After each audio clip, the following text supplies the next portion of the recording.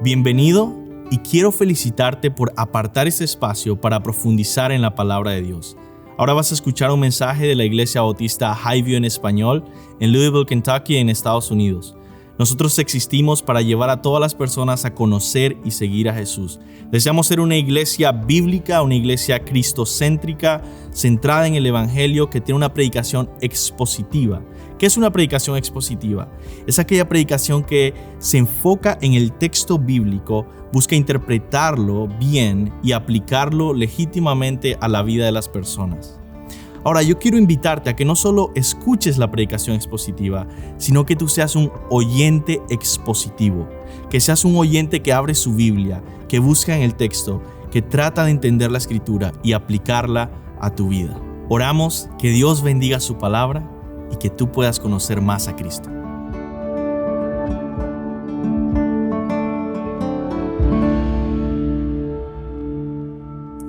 Amén. Si pueden abrir sus Biblias en Génesis capítulo 10. Vamos a estar viendo el capítulo 10 y el capítulo 11.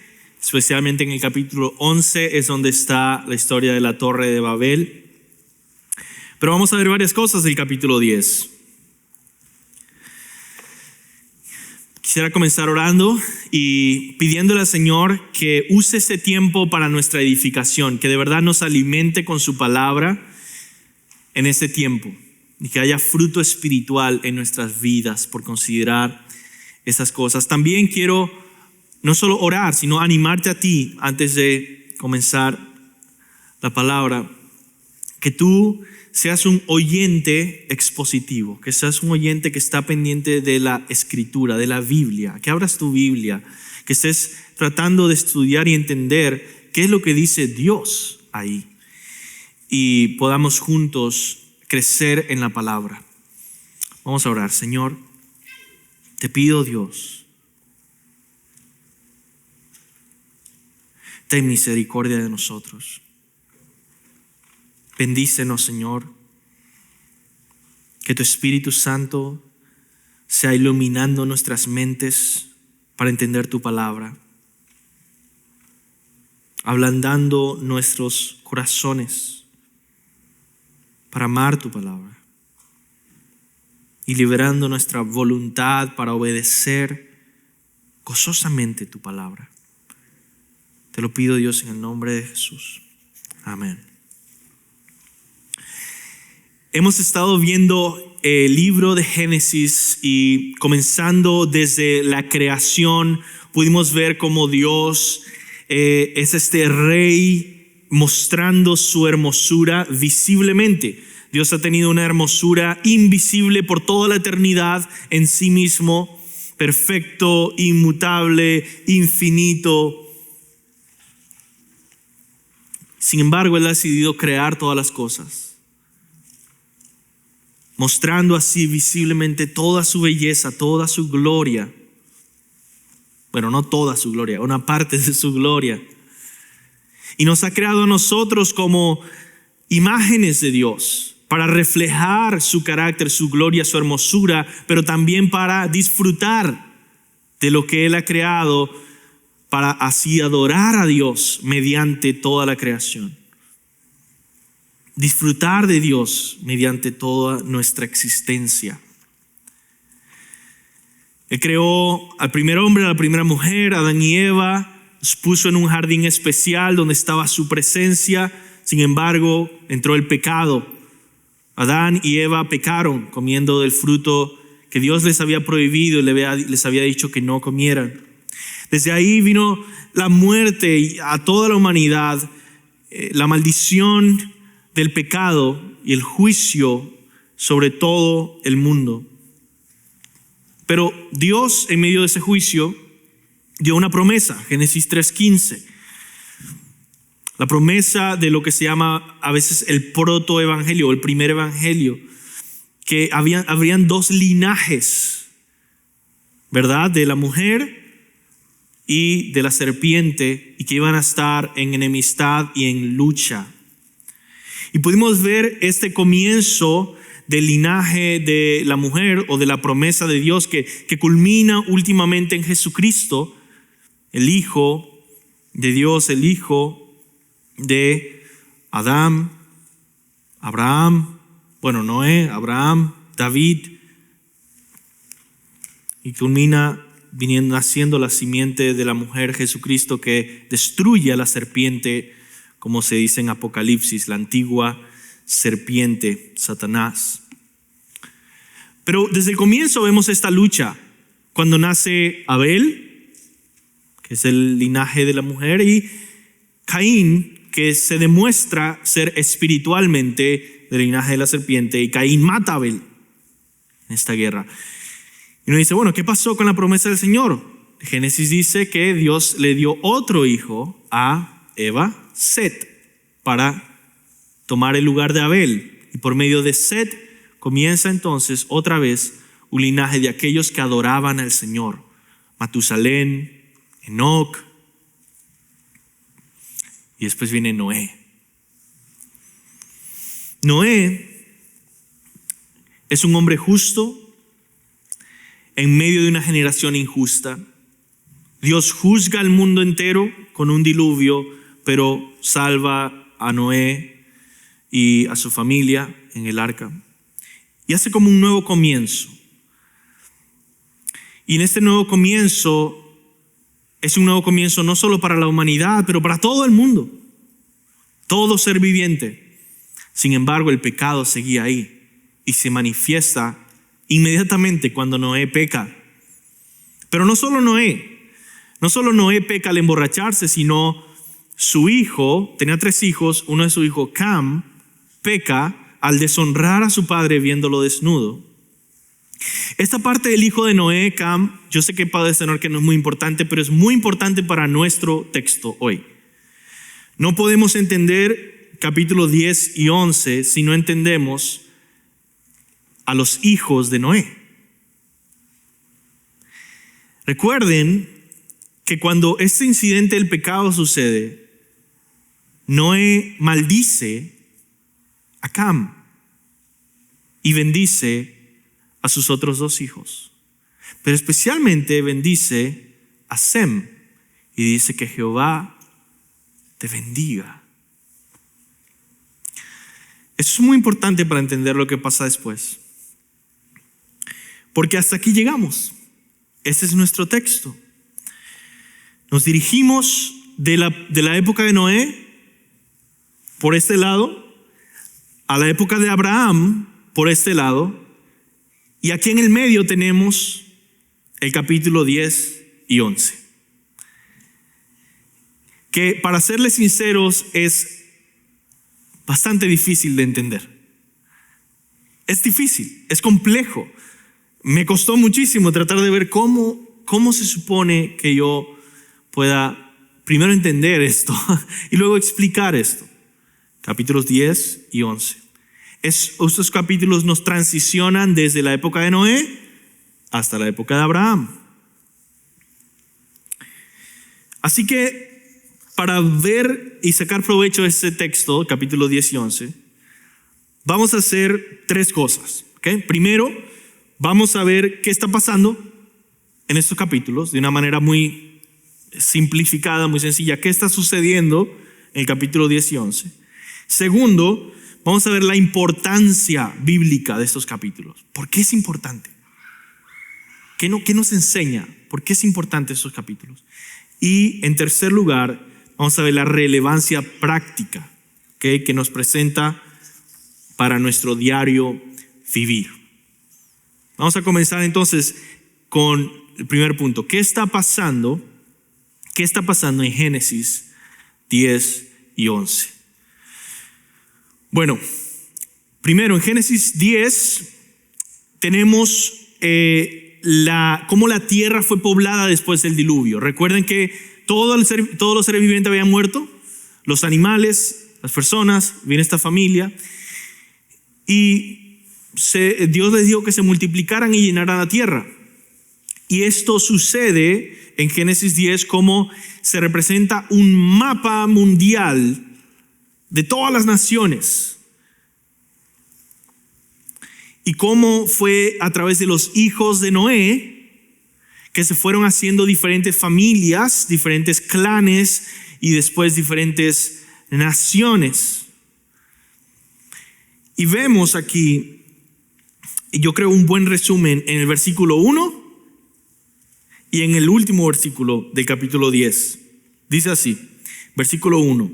Estas son las generaciones de los hijos de Noé: Sem, Cam y Jafet, a quienes nacieron hijos después del diluvio. Y el último versículo del capítulo dice: estas son las familias de los hijos de Noé por sus descendencias y en sus naciones. Y de estos se esparcieron las naciones de la tierra después del diluvio. Entonces vemos cómo de los hijos de Noé se expandieron a toda la tierra. Y vemos que aquí en este capítulo se presentan 70 naciones. 70 naciones. Ahora, esto es un número que muchos han visto como simbólico, representando la plenitud del mundo. El número 70 como una plenitud del mundo, tratando de decir que poblaron toda la tierra. Pero específicamente vemos que no se queda solamente en geografía el capítulo 10. Además de hablar de la expansión de las naciones en la tierra, hay otra cosa que se presenta en el capítulo 10 y es la persistencia del pecado en la humanidad. Y esto es un tema importante en Génesis. Dios te quiere decir que tú eres pecador, aunque lo quieras aceptar o no, aunque quieras decir que tú eres bueno. Una y otra vez Dios demuestra: todos los seres humanos son pecadores. Y aquí en este capítulo no es una excepción, porque hace un énfasis en un hombre que ilustra muy bien la persistencia del pecado en la humanidad, y es este hombre Nimrod. Nimrod significa el rebelde. Nimrod provenía del linaje de Cam. ¿Se acuerdan que les dije que es muy importante entender los hijos de Noé? Cam fue maldecido por Noé. Y una de las cosas que Noé dice es que los hijos de Cam iban a ser, o Cam iba a ser un siervo de los otros. Y Nimrod, a manera de violencia y de inseguridad, quiere dominar sobre todos a través del poder. Es el rebelde. Él no va a ser un siervo. Él proviene de Cam, el hijo que deshonró a Noé al mirarlo desnudo. Era un hombre violento que buscaba someter a las personas a través de su intimidación. Y además de esto, fue un hombre muy importante para la historia antigua de la humanidad. Aquí dice el texto que Nimrod fundó las ciudades y naciones que iban a llegar a ser los grandes imperios del mundo antiguo. No solo Babilonia, sino también Asiria y también otros. Menciona varios lugares de Mesopotamia: Babilonia, Erech, Akkad, Nínive y Calné. Dice así el texto, Génesis 10:6. Los hijos de Cam, Cus, Misram, Fud y Canaán. Y los hijos de Cus, versículo 11, y de esa tierra salió para Siria, edificó a Nínive, Rehobot, Calá y Resén, entre Nínive y Calá, la cual es ciudad grande. Nimrod, vigoroso cazador delante de Jehová, dice el versículo 9. Eso es lo que está pasando en el capítulo 10 y seguimos el capítulo 11. Pasamos la página y nos lleva a entender cómo es que se esparcieron todas estas naciones. Es decir, eso es lo difícil del capítulo 10 y 11. Que el capítulo 10 nos está mostrando todo lo que sucedió y el capítulo 11 nos está regresando a un punto clave de la historia del 10, que es cuál fue el momento en que se empezaron a esparcir las naciones y los pueblos y las familias de los hijos de Noé. Y fue a través de este suceso de la Torre de Babel. La Torre de Babel explica cómo se empezaron a esparcir por toda la tierra estas naciones. Así que el versículo 4, capítulo 11, versículo 4, creo que lo resume muy bien. Como dijeron los hombres: vamos, edifiquemos una ciudad y una torre cuya cúspide llegue al cielo, y hagámonos un nombre, por si fuéramos esparcidos sobre la faz de la tierra. Vamos a hacer algo importante de nosotros mismos. Vamos a hacer un gran imperio. Eso es lo que está pasando en esos capítulos. Ahora, vamos a pasar al punto número 2. ¿Por qué o cuál es la importancia de estos capítulos? ¿Qué importancia bíblica tiene Génesis 10 y 11? Porque muchos de nosotros podemos leer la Biblia y pasar por estos capítulos y decir: aburrido, seguimos adelante. Porque es difícil, ¿ok? Hay que estudiar la Biblia a veces, porque es un libro, sobre todo Génesis, es un libro bastante antiguo que debemos entender muchas veces a profundidad. Y por cierto, mientras más tú entiendes el Nuevo Testamento, más te va a ayudar a entender el Antiguo Testamento. Y mientras más estudias el Antiguo Testamento, más te va a ayudar a entender el Nuevo Testamento. En la Biblia, la revelación se complementa de tal forma de que tú no puedes decir: no, es que a mí no me gusta el Antiguo Testamento, yo nada más leo el Nuevo Testamento. Bueno, no lo estás entendiendo bien el Nuevo Testamento porque no has podido estudiar el Antiguo. Así que aquí hay una importancia grande en estos capítulos 10 y 11. Si yo pudiera resumir la importancia bíblica y teológica de nuestro texto, lo podría resumir quizá en 3 frases, son 3 partes, ¿ok? Y esto es difícil, ¿ok? Yo quiero que tengan paciencia conmigo en esta parte. Y si eres un visitante y dices: ¿de qué están hablando acá? Bueno, nos tocó un texto difícil, nosotros tratamos de ir a través de la Biblia. ¿Por qué es difícil? Porque es muy profundo, ¿ok? En cuanto a la Biblia, entender la Biblia. La Biblia no es como una colección de historias, es que está todo conectado. Todo, del principio a fin. Y por eso se vuelve un poco complejo. Entonces, déjame resumirlo en una frase, ¿okay? O en un párrafo. ¿Por qué es importante el capítulo 10 y 11?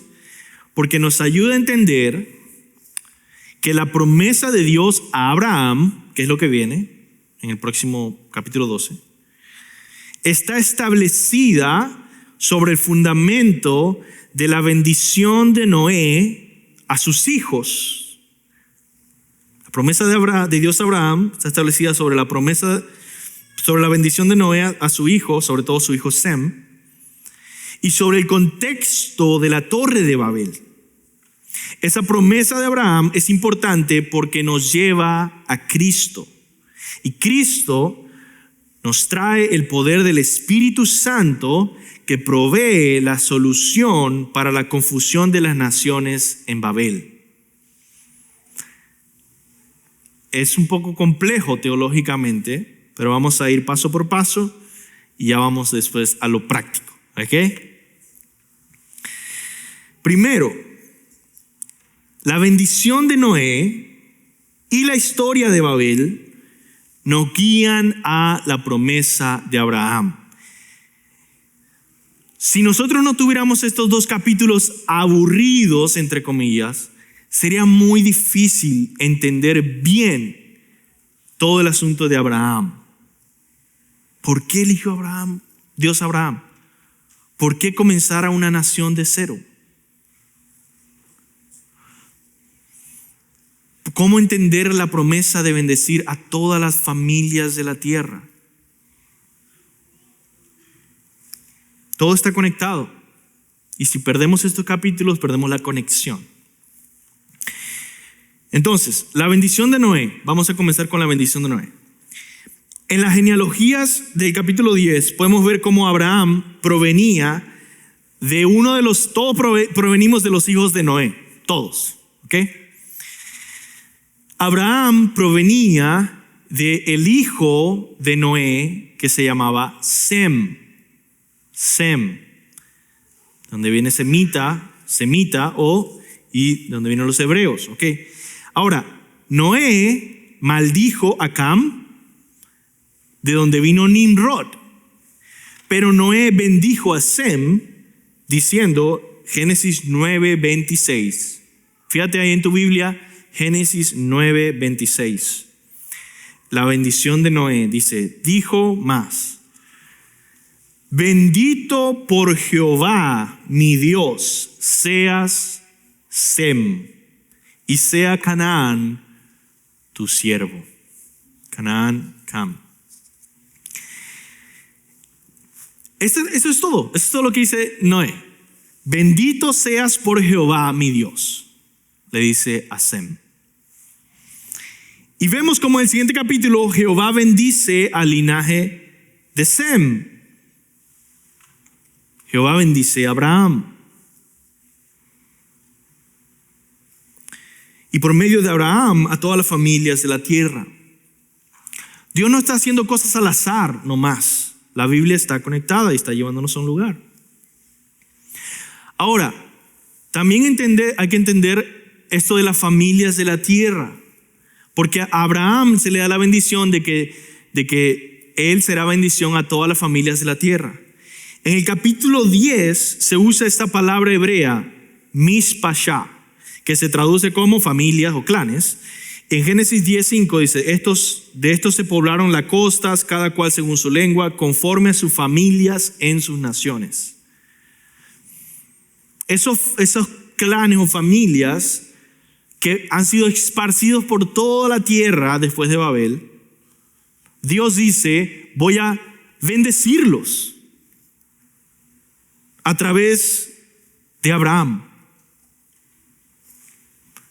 Por lo tanto, nos da el contexto para entender la importancia de la promesa de Abraham de bendecir a todas las familias de la tierra, todos los clanes de la tierra.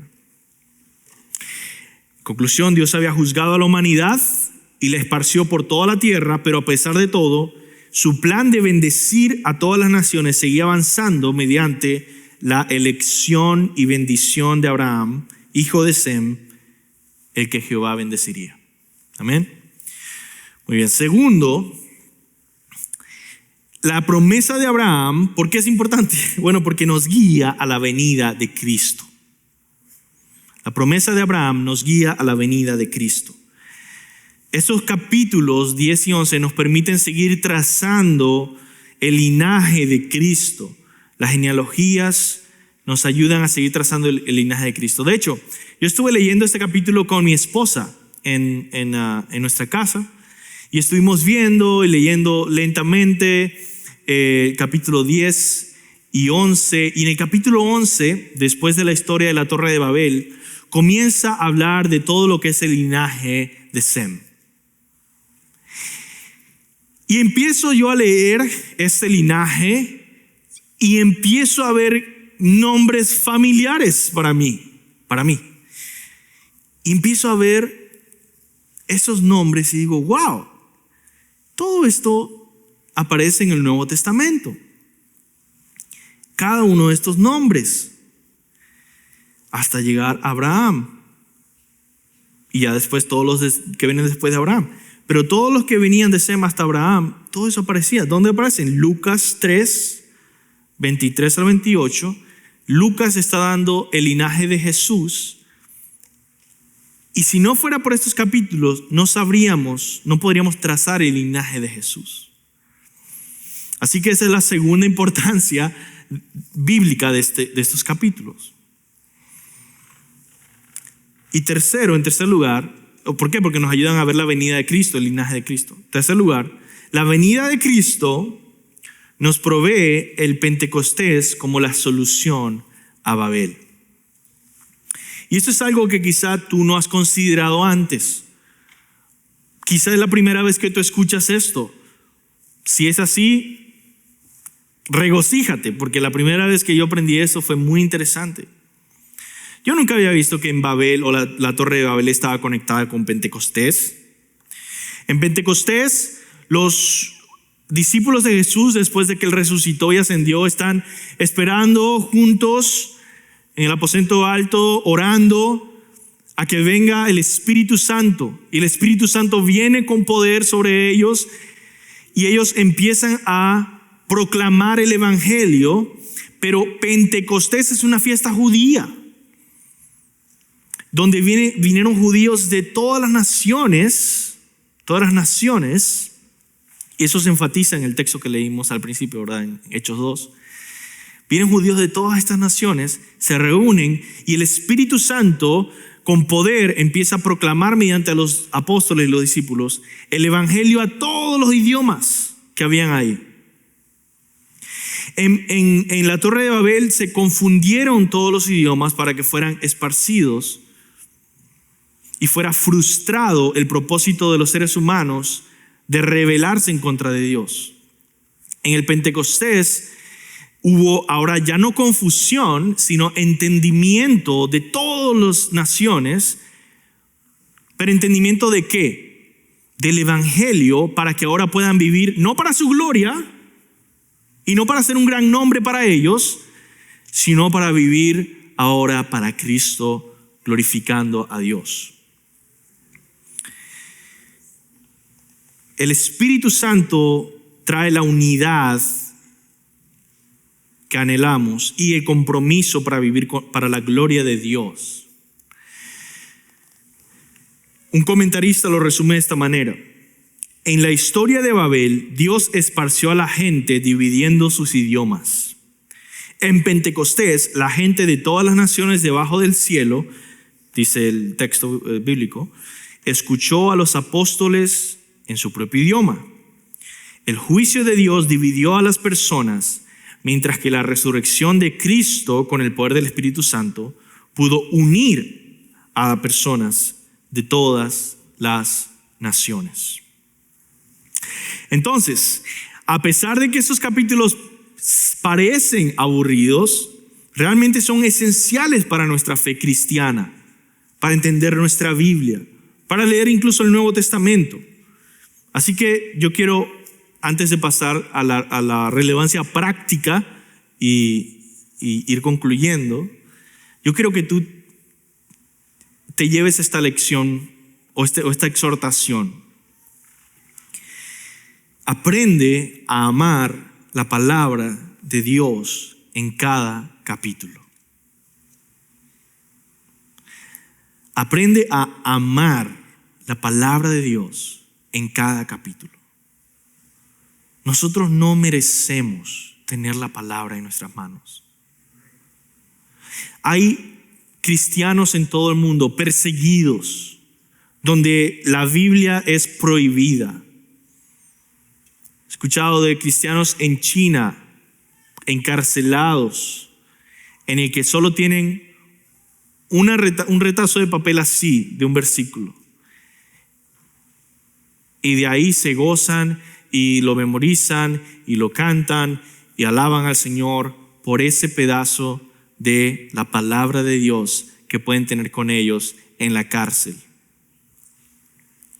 Imagínate que ese cristiano encarcelado por 10 años tratando de, anhelando la palabra de Dios, te viera a ti leyendo en una Biblia completa esos pasajes y decir, no me gusta. Imagínate cómo reaccionaría ante eso. Y si ese solamente es una persona, ¿cómo te imaginas que Dios lo ve?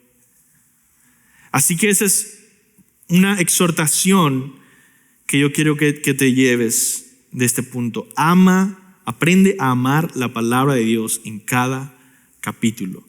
2 Timoteo 3:16 al 17, toda escritura es inspirada por Dios y útil para enseñar, para redarguir, para corregir, para instruir en justicia, a fin de que el hombre de Dios sea perfecto, enteramente preparado para toda buena obra. Vamos a terminar con ese tercer punto. Y es, ¿qué relevancia práctica tiene Génesis 10 y 11? ¿Cómo te puedes llevar algo práctico para tu casa, para tu semana de esos textos? Ese texto provee dirección para nuestras vidas al ayudarnos a entender mejor la humanidad, nos ayuda a entender mejor quiénes somos, para qué existimos y cuál es nuestra misión en la tierra. Así que esas son las tres cosas que voy a estar diciendo. Fuimos creados, estos son los tres enseñanzas que quiero que te lleven, enseñanzas prácticas. Que fuimos creados como una sola familia, eso es lo que vamos a ver ahorita. Segundo, que fuimos creados para exaltar la gloria de Dios.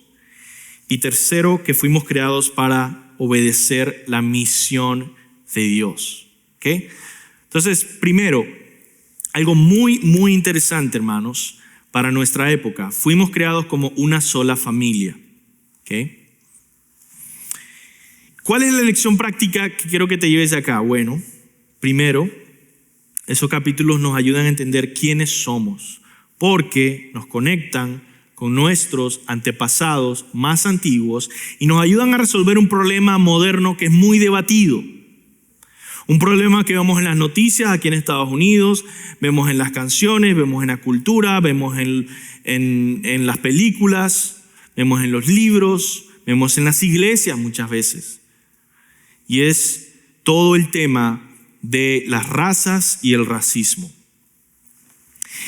Estos capítulos son claves. De hecho, yo no puedo pensar en algún otro capítulo que sea quizá más claro en dar este mensaje de que las razas no existen. Las razas no existen. En nuestros días, la controversia sobre esta reconciliación de razas es inmensa, hay mucho debate, hay muchas ideas, hay muchas opiniones y hay muchas emociones, pero hay poca predicación de Génesis 10 y 11. Este tema aquí, sobre todo aquí en Estados Unidos, es increíblemente candente, ¿no? Apasionante para mucha gente. Se enojan, han quemado ciudades, quemado restaurantes, quemado lugares por todo este tema del racismo. El racismo es pecado, porque la Biblia dice que la parcialidad es pecado. Tratar a una persona distinta, de hecho en la carta de Santiago, nosotros podemos ver esto, dice, ¿por qué tú tratas diferente al hermano pobre que viene a la iglesia con el que es rico y acaudalado? Eso es pecado. La discriminación por causas sociales, económicas, culturales, de apariencia, de lo que sea. Sin embargo, todo el tema del racismo y todo el tema de lo de las razas está totalmente fundado en una mentira, ¿ok? ¿Cuál es esa mentira? La mentira de que existen diferentes razas. No existe. Nosotros somos una sola familia, de una misma sangre, de un mismo padre. Adán, después Noé. Nosotros no venimos de diferentes lugares. De hecho, este tema de las razas o dividir a los seres humanos por razas, esa palabra raza, eso es una palabra que se inventó no por un cristiano. De hecho, la palabra raza no existe en la Biblia. No está. Está la palabra etnias, culturas, pueblos, naciones, familias, clanes, pero no razas. Hay una raza humana, no hay diferentes razas humanas. Esto es extremadamente importante y yo no lo quiero tomar como si fuera una opinión personal, porque no lo es. El concepto de raza, el concepto moderno de raza, viene de un origen secular que divide al mundo y ve al mundo a través de la teoría de la evolución. Y si tú crees que de repente de los animales se formaron estas nuevas especies y la especie humana surgió de repente en algún momento en el que algún tipo de chimpancé o mono en el África comenzó a formarse y volverse otra especie completamente distinta a un ser humano, y también uno en Sudamérica y también uno en Europa. Entonces, mientras se van desarrollando estos seres humanos, estas razas distintas, entonces podemos verlos como diferentes razas. Pero eso contradice completamente la historia bíblica. Esa es una versión totalmente distinta de la historia de la humanidad que lo que la Biblia nos presenta. La Biblia nos presenta a un ser humano, Adán, con su esposa, Eva. Nos presenta un diluvio mundial, después vuelve a comenzar la vida con Noé y la familia de Noé. Y por eso el capítulo 10 es importante. Porque en el capítulo 10 dice que de los hijos de Noé vienen todas estas otras naciones en toda la tierra. Por lo tanto, todo el concepto de raza es mentira, no es bíblico. Y eso es lo que yo me he encontrado con muchos pastores o personas que están debatiendo este tema. Dicen, necesitamos encontrar una solución para reconciliar a esta raza con esta raza, a estas razas distintas. ¿Cómo podemos reconciliar estas razas? Bueno, jamás vas a encontrar ninguna solución mientras sigues dividiendo a las personas de esa forma. Tú no eres una raza distinta, eres una persona y eres mi hermano de sangre. Y mientras nosotros nos veamos divididos, vamos a permanecer divididos. Por eso yo creo que el mensaje más poderoso sobre este tema y más reconciliador sobre este tema es negar totalmente la discusión desde raíz y decir, ¿de qué estás hablando? Estás empezando a usar categorías que no son bíblicas. Somos uno solo. ¿Cómo que somos uno solo? Sí. Así que la conversación de cómo nos estamos tratando mal unos con otros ya no es una conversación de razas. Es una conversación de cómo una sola familia entre hermanos están peleando. Por lo tanto, es una discusión de reconciliación relacional. Así como tú tienes conflictos con esta persona, también tienes conflictos con esta persona, no importa cómo se ven. Y ya eso se lidia en la Biblia. ¿En la Biblia encontramos cómo lidiar con eso? Por supuesto que sí. Entonces, hermanos, si nosotros no entendemos estos capítulos y no vemos la importancia de esto, no vamos a estar preparados para hablar de este tema, para ver más allá de lo que las noticias nos dicen. Y muchas veces, lamentablemente, las iglesias siguen la discusión dividiendo a las personas con unas categorías antibíblicas y seculares. Y después dice, ¿por qué hay tanta división? Porque sigues protegiendo estas categorías de división de razas. ¿Y cuántas razas existen entonces? Si hay razas, ¿cuántas razas existen? Eso es muy importante, hermanos. Todos los pastores quieren decir algo fresco, algo nuevo, algo distinto que resuelva el problema, pero siguen manteniendo la idea de diversas razas, y así no se va a llegar a una respuesta bíblica jamás. Es como que nosotros estemos discutiendo entre pastores cuál es la mejor solución para que las personas que no están casadas, los novios, convivan mejor en una relación más sana. Vamos a tener muchas teorías, pero estamos aceptando una categoría que la Biblia condena, que la Biblia destruye. No, es que no deberían estar viviendo ¿Deberían estar casados o solteros? No, pero vamos a seguir con la discusión, con estas categorías y vamos a tratar... No. Es que la Biblia es demasiado clara. ¿Deberían casarse o no deberían estar juntos? Es así. Si nosotros queremos abrazar estos conceptos seculares y mantenerlos, no vamos a llegar nunca a la respuesta que de verdad es la respuesta bíblica, pura, directa, que Dios nos ha revelado.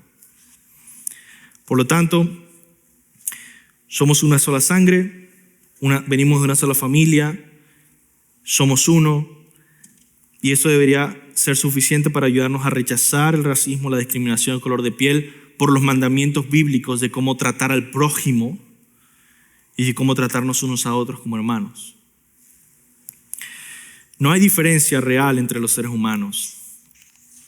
De hecho, como dice un autor muy bueno, ni siquiera hay diferencia real entre colores como tal, porque todos tenemos diferentes grados de melanina en nuestra piel, pero es lo mismo. Entonces, tampoco hay que tener una teoría de por qué es que algunas personas nacen de otro color. Es que no nacen de otro color, están naciendo con más melanina y otras con menos melanina. Eso es todo.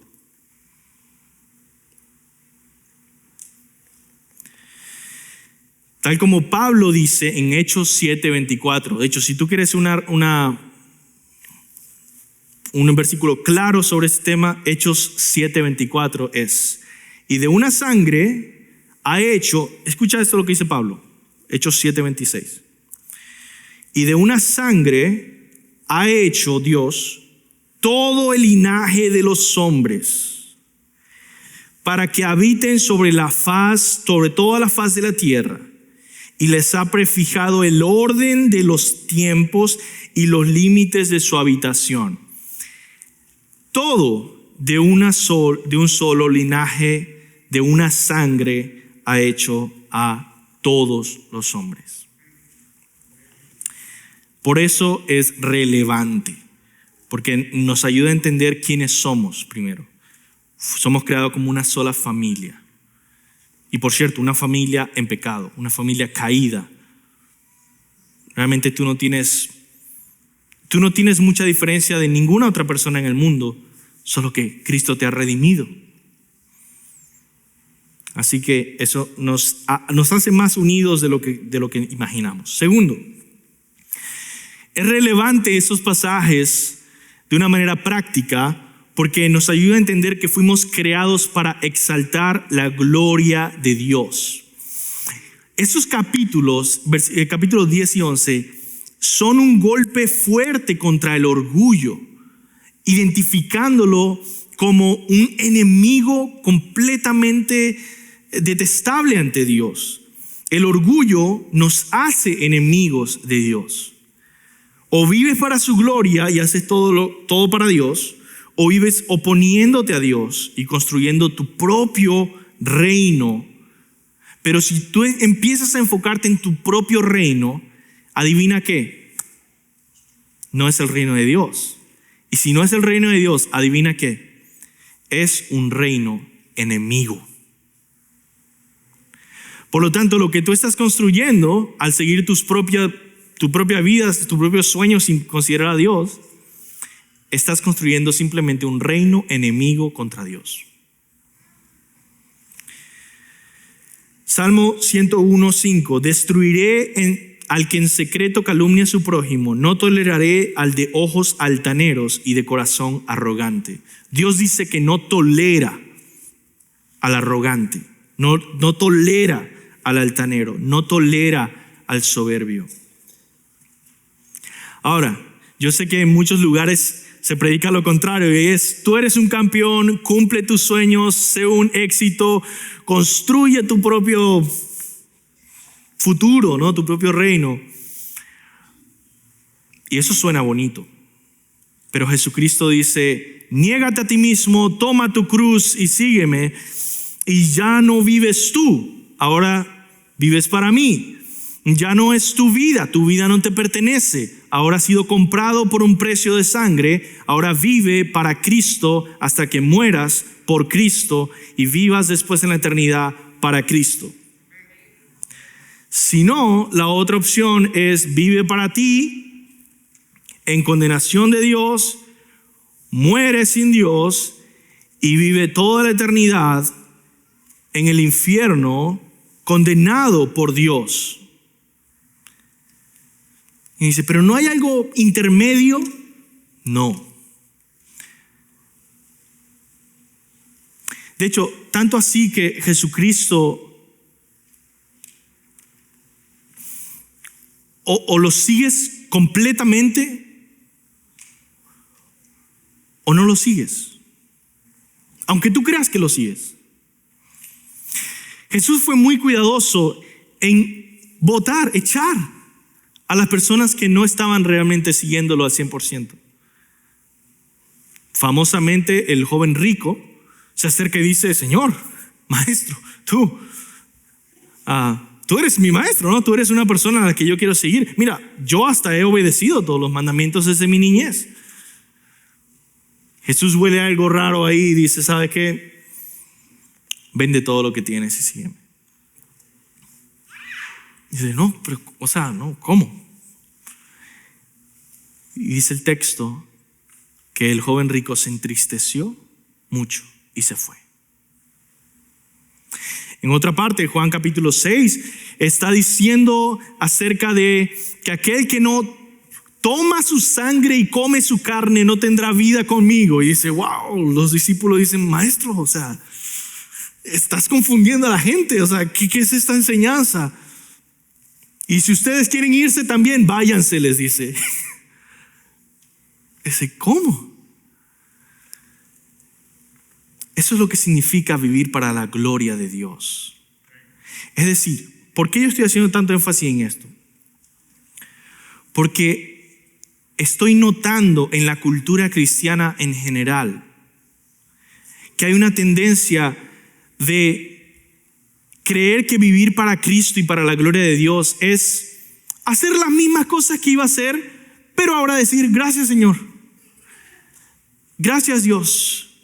Decir, yo soy cristiano y ya. Y la pregunta que yo quiero que te lleves de este punto de aplicación es esto. ¿Realmente mi vida se ve como alguien que ha dejado todo para seguir a Cristo el resto de sus días? Y yo no estoy diciendo que tú tienes que ser perfecto o que tú tienes que estar en un punto máximo. Pero ¿acaso ese por lo menos es tu anhelo? Por lo menos el decir, es que esa es mi meta. Ser una persona que claramente se puede ver, él ha dejado todo atrás para seguir a Cristo el resto de sus días. Eso significa ser un discípulo. Y esa es la invitación del Señor cuando dice, sígueme. Y mi hermano, si tú lo sigues el día de hoy, si tú no eres un discípulo de Cristo y tú lo sigues el día de hoy y tú decides arrepentirte de tus pecados y creer en el Señor Jesucristo, sería lo más glorioso que puedes hacer. Tendrás vida eterna. Entenderás para qué fuiste hecho, porque fuiste hecho para la gloria de Dios. Entender que hay algo infinitamente más importante que estos días pasajeros y terrenales. Fuiste creado para eso que es más importante, para eso que es más glorioso, para eso que es infinito y que tiene que ver con la eternidad, para la gloria de Dios. Así que lo primero que debes entender para crecer en tu humildad es que tú no eres Dios, tú eres polvo y tú vives para seguir, amar, adorar y servir al Señor. Salmo 103 dice, reconoced que Jehová es Dios. Él nos hizo y no nosotros a nosotros mismos. Pueblo suyo somos y oveja de su prado.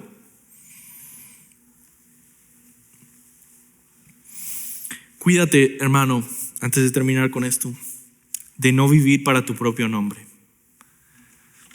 Y examina eso bien. ¿Por qué tú quieres servir a Dios? Porque quieres ser reconocido como alguien que sirve a Dios. Y por lo tanto, elevar tu propio estatus, tu propio nombre. ¿Por qué tú estás eligiendo X trabajo? ¿Porque quieres ser reconocido como alguien con un nombre más honorable y más sublime? Debemos cuidar eso en nuestros corazones. ¿Por qué? Porque Dios está en contra de eso y dice esto: yo soy el Señor, Isaías 42:8. Yo soy el Señor, ese es mi nombre. Mi gloria a otro no daré, ni mi alabanza a imágenes talladas. Dios no comparte su gloria con nadie. Más bien, Dios resiste a los soberbios, pero da gracia a los humildes. Santiago 4:6. Por último, la última lección práctica relevante para nuestras vidas que vienen de estos capítulos es que fuimos creados para obedecer la misión de Dios.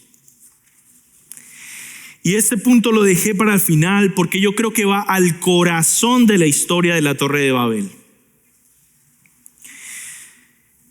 Fíjense que la historia de la Torre de Babel está conectada con el mandato de Dios a Adán y Eva, que era multiplicarse y llenar la tierra, ¿verdad? Los de la Torre de Babel, ¿qué hicieron? No vamos a ir, vamos a quedarnos y vamos a construir una torre que llegue hasta el cielo y vamos a hacer para nosotros un gran nombre. No vamos a hacer lo que Dios dijo, pero no solo Dios se lo dijo a Adán, se lo dijo a Noé después. Y a los hijos de Noé, que son directamente lo que están haciendo la torre. Ustedes multiplíquense y llenen la tierra. Dicen, no vamos a irnos. Vamos a hacer una gran torre, una gran ciudad y hacer un gran nombre para nosotros, un imperio. El orgullo nos desvía de la misión de Dios, porque nos hace enfocarnos en nosotros mismos. Mientras que la misión de Dios nos hace enfocarnos en Dios. Eso es lo que sucedió en el libro de Ageo. A mí me encanta el libro de Ageo, aunque es un libro un poco desconocido. Los que estaban construyendo el templo de Dios, o reconstruyendo el templo de Dios, Ageo es un profeta, y Dios le dice: Ageo, ve y proclama y predícales a ellos, vuelvan a reconstruir el templo. ¿Por qué? Porque habían hecho el fundamento del templo y habían dejado así, a medias, sin construir el templo del Señor para alabar al Señor en Jerusalén, en Israel, por 10 años. ¿Y qué dice el libro? Que lo estaban haciendo porque decían, es que tengo que primero enfocarme en mi casa. Voy a enfocarme en mi casa. Y ya van 10 años enfocándome en mi casa. Y ya después, cuando tenga tiempo, voy a empezar otra vez a reedificar el templo del Señor. Y el Señor envía a Ageo y les dice: oh no. De hecho, ¿saben por qué ustedes llevan 10 años y todavía no pueden terminar sus casas, y no pueden estabilizar sus finanzas, y no pueden estabilizar las cosas que tienen? Dios dice en ese libro: porque yo he hecho un agujero en su bolsa de monedas que ustedes van poniendo para su propia casa y se va cayendo, dice. Me encanta esa ilustración en Ageo. O sea, Dios dice, esta es otra ilustración que usa en el libro de Ageo. Dice, ustedes van poniendo las cosas nuevas en la casa y yo las voy sacando por la otra puerta. Dice, primero edifiquen el templo del Señor y yo los protegeré. Oh, qué buena ilustración esa, de entender lo que está pasando aquí en la Torre de Babel. Ustedes están abandonando el mandato y la misión de Dios. Lo que Dios les dio, ¿para qué? Para hacer algo para su propio nombre.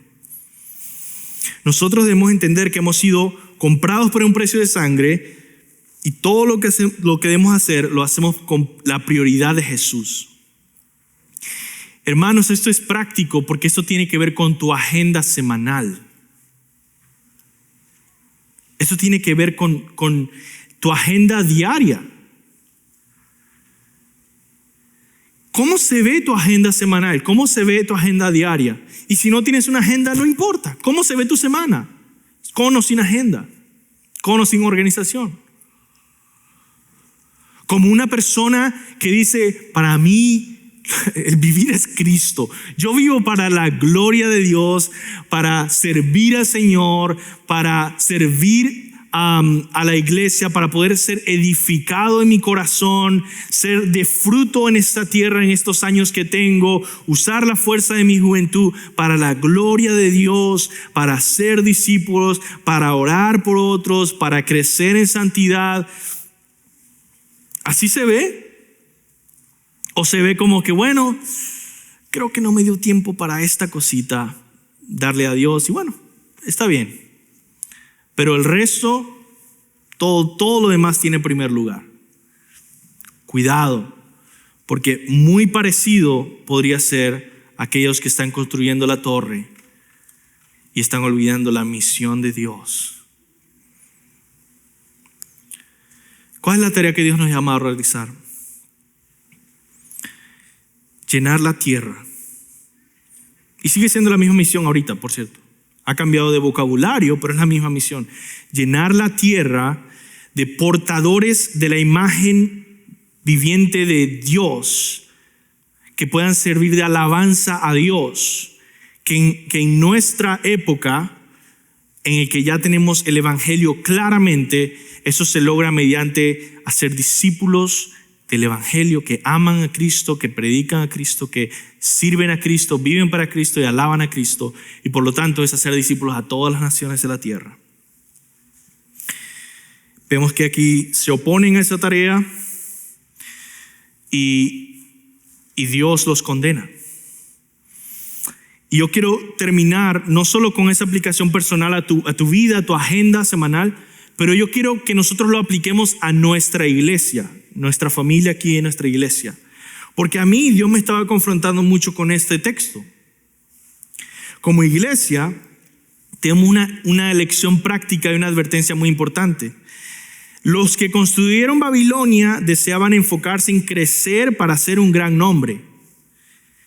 Al igual que las iglesias de hoy, muchas veces se oponen a la multiplicación de líderes, a la plantación de iglesias, al envío de obreros a la mies, a las misiones, a donde sea, a otros ministerios. No debemos retener lo que Dios quiere enviar. No debemos buscar hacer un gran nombre para nosotros mismos, sino tener una mentalidad del reino. Tener una mentalidad del reino. Yo he escuchado eso muchas veces a través de los años. Mentalidad del reino. ¿Qué significa una mentalidad del reino? Bueno, no significa prosperidad.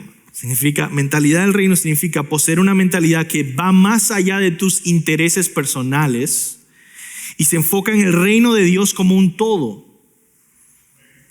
Se enfoca en el reino de Dios, en buscar su gloria más allá de nuestro contexto inmediato. ¿Ok? ¿Cómo se ve eso? Bueno, que yo quiero servir a Dios y me gozo porque más personas vinieron a la iglesia, a mi iglesia local. Pero yo soy miembro de mi iglesia local, o yo soy líder en mi iglesia local, o yo soy pastor en mi iglesia local. Pregunta, ¿también te alegras cuando sabes de otra iglesia en la ciudad, en otro lugar, en otro país, que sea de sana doctrina, que predique el evangelio bíblico, que también está creciendo en miembros? Eso significa una mentalidad del reino. Es una mentalidad que va más allá de ti, más allá de lo que a ti te interese, te beneficie, te afecte. ¿Por qué? Porque ni siquiera tú eres la prioridad, es Dios. Y el reino de Dios va creciendo y me gozo en eso. Entonces, eso es una lección muy práctica para nuestra iglesia. Poseer una mentalidad del reino que enfatice y glorificar el nombre de Dios en todo lugar. Sin embargo, por supuesto, hay que mantener un balance. Amar a nuestra iglesia local, ¿verdad? No estamos cambiando el enfoque. Seguir amando a nuestra iglesia local, servir a nuestra iglesia local, ayudar a nuestra iglesia local y al mismo tiempo celebrar y apoyar el envío de lo que Dios quiera enviar de nuestra iglesia a otros lugares y de cómo nosotros podemos ser de bendición a otros lugares y gozarnos en que la gloria de Dios sigue corriendo. Entonces es un peligro para las iglesias también tener un complejo de la Torre de Babel. En conclusión, hermanos, hay mucho que decir. Pero quizá Dios quiso decirte algo hoy a través de este mensaje a tu corazón. Quizá advertirte del orgullo, del egocentrismo, de enfocarte en ti mismo, en tus propios planes, en vez de Dios y los planes de Dios y la gloria de Dios y la iglesia de Dios. Quizá es animarte a valorar toda palabra de Dios, cada capítulo, sin excepción, y animarte a seguir leyéndola, aunque es difícil a veces. Quizá Dios te está animando a eso. Quizá es instruirte acerca de la verdad del racismo, para que hables con valentía de lo que Dios dice, que somos uno. Somos uno, de una misma sangre, de una misma raza.